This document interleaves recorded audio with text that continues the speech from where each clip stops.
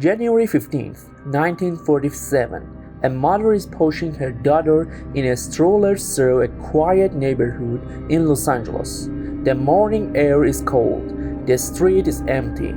Then she sees something in the vacant lot beside the sidewalk. At first, she thinks it's a mannequin, a broken, discarded mannequin. She steps closer and then she realizes it's a woman. What's left of one?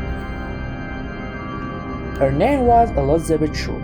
She was 22 years old, born in Boston, Massachusetts.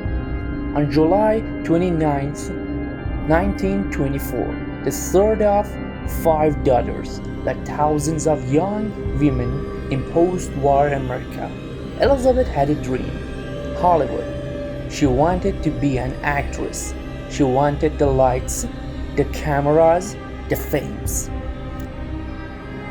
By the summer of 1946, she had made it to Los Angeles, or at least she had arrived there.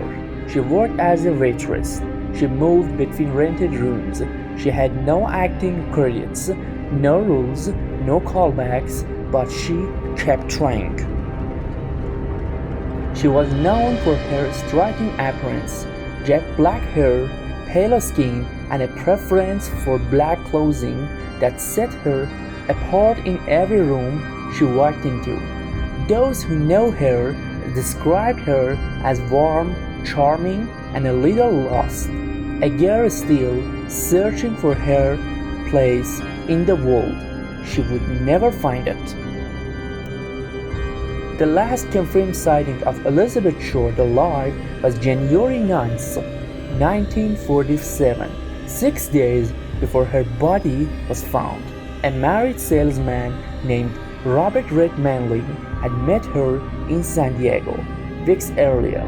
On that January evening, he drove her to the Baltimore Hotel in downtown Los Angeles. She stepped out of the car, walked through the hotel's door, and disappeared into the city. No one knows where she went after that. No one knows who she met. No one knows that happened in those 6 days. Between January 9th and January 15th, Elizabeth Short vanishes completely from the historical record. 6 days, no witnesses, no receipts, no phone calls, nothing, just silence.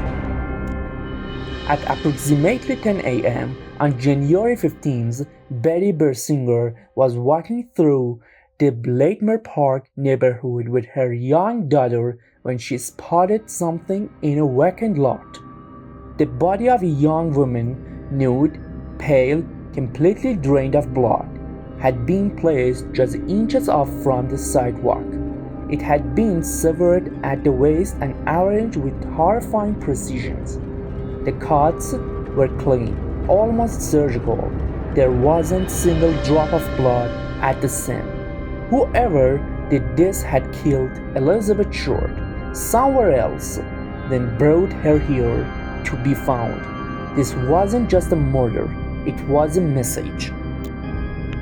The LAPD launched one of the largest investigations in Los Angeles history. Detectives were pulled from across the city.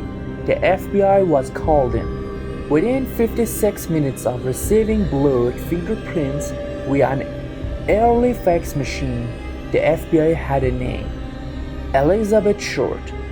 Then the letters began to arrive.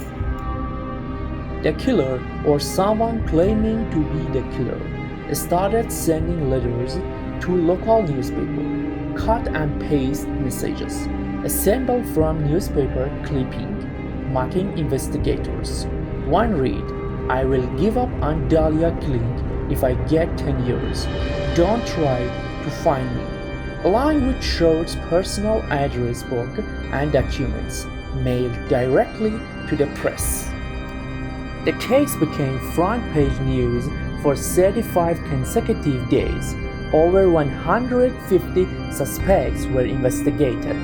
Dozens of people confessed, all of them false. The grand jury reviewed the case in 1949 and concluded the murder remained unsolved, not because of police misconduct, but simply because there was no hard evidence.